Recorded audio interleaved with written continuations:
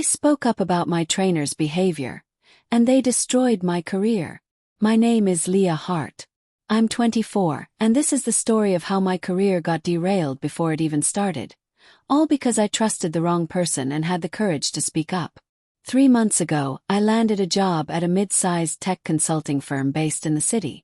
The job posting had been vague, something about systems coordination and internal process streamlining, but the recruiter made it sound like a great opportunity for someone like me.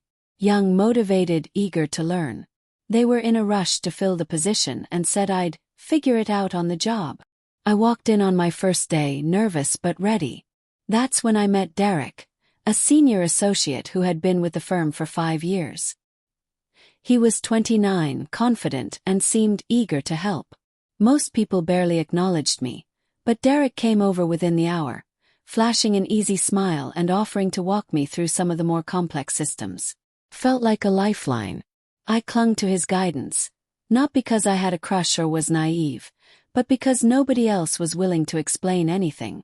The onboarding materials were practically useless, and when I asked others questions, they acted annoyed or simply brushed me off.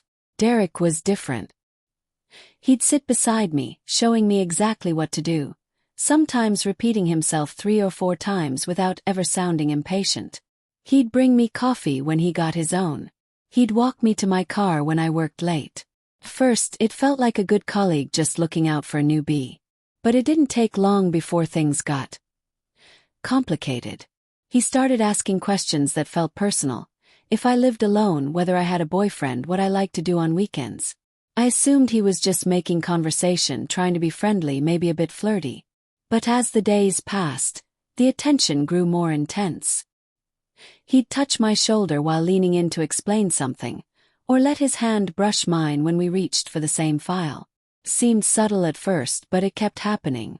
Then one afternoon, while we were working late, he casually mentioned having a girlfriend. He didn't say it like someone proud of their relationship. He said it like someone trying to draw a boundary that didn't really exist. Because even after that, nothing about his behavior changed. If anything, it got more deliberate. One Saturday, he offered to meet me at the office to help with a software tool I was struggling with. I thanked him, genuinely grateful. He smiled and said, "I just want to make sure you're set up for success here." The way he said it felt off, like he wasn't just talking about work. Around that time, I noticed the other women in the office, especially Nina, who sat a few desks down, watching us closely. I caught her whispering to another woman and shooting me glances I couldn't quite read. Later, I overheard her say, "Funny how Derek never volunteered to train anyone until she showed up." I started to feel self-conscious. Was I doing something wrong? Was I giving off the wrong impression just by accepting help? I wasn't flirting with him, but I wasn't shutting him down either because I needed that help. Without it, I was completely lost. Then, out of nowhere, Derek started pulling away. One day I asked if he could help me with a client report, and he said he had dinner plans with his girlfriend. Fair. But it was the way he said it, like he wanted me to know he was unavailable. The next week, I asked if we could schedule time to review a new system we were rolling out. He said, "I think it's best if we keep things strictly professional going forward." That stunned me. Professional? What had we been doing before? Suddenly, he would only help if others were around. No more staying late, no more one-on-one explanations. His entire demeanor changed. Cold, distant, almost like he was afraid I would cross some line. But he was the one who had been touching my shoulder, asking about my love life, walking me to my car. I tried to process it all, but the stress was affecting my work. I started missing deadlines. I couldn't finish tasks I hadn't been properly trained on. And now, with Derek gone cold, no one else wanted to help. The people who had ignored me from the beginning continued to ignore me. Only now they whispered more often. Nina made comments within earshot like, "Some people expect others to hold their hand through everything." Others just laughed behind their screens. It became clear I was being frozen out. After a week of trying to navigate it alone, I confided in my roommate. She didn't hesitate. He was testing the waters. He wanted to see how far he could take it. And when you didn't play along, he bailed. It all clicked. Derek's kindness was transactional. He'd offered help expecting something in return. When I didn't give it, he backed off, making sure it looked like I was the one acting unprofessional. I couldn't take it anymore. I went to HR. I didn't want him fired. I didn't want drama. I just wanted there to be a record. I told them about the flirty behavior, the unnecessary touching, the personal questions, the sudden withdrawal of support. I made it clear I was struggling because the training I was supposed to get had turned into something personal and conditional, and that once I didn't return the sentiment, I was punished for it. The HR rep, Margaret, nodded and said she'd look into it. She seemed understanding. Asked for dates, examples. I did my best. A few days later, I was called into a meeting with Margaret, my supervisor Denise, and Derek. He looked stunned.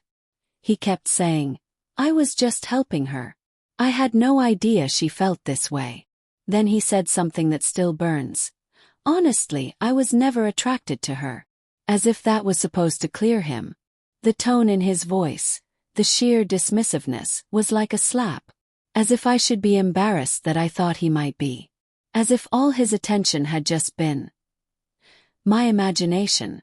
After that meeting, everything changed. Derek wouldn't speak to me at all. Wouldn't even look at me. He refused to answer my questions, even about work. When I asked for help, he'd say flatly, "I'm not comfortable with that," and walk away.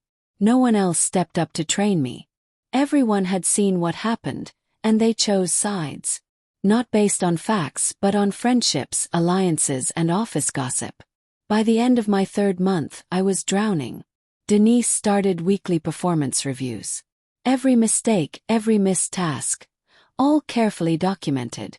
She told me I wasn't meeting expectations and needed to step up or consider other opportunities. When I tried to explain that I hadn't been given proper training, that Derek's withdrawal had left me completely unsupported, she just said, "You need to be resourceful, Leah. That's what we value here." Eventually I was let go. They called it inability to perform core duties. Security walked me out like I was some kind of threat. Derek didn't look up from his desk. Nina smirked. That was my last image of that office. A few weeks later, I learned that Derek had been promoted. His LinkedIn was filled with congratulations. "A true mentor," one coworker wrote. "The best part of our team," wrote another. I couldn't get hired anywhere in the industry. Rumor was the company had flagged me in a private network, marked me as difficult, someone who made false accusations. No one said it to my face. But every job lead evaporated at the reference stage. I ended up working retail just to survive. Moved back home to cut costs. Everything I'd worked for gone. The system doesn't protect people like me. Not when the perpetrator is well liked. Not when you're new and alone. Derek walked away with a raise. I walked away with a scar. To this day, I still wonder what would have happened if I'd just kept quiet. If I'd let him touch my arm, ask his questions, pretend it didn't bother me. But I know the truth. I didn't ruin my career. He did.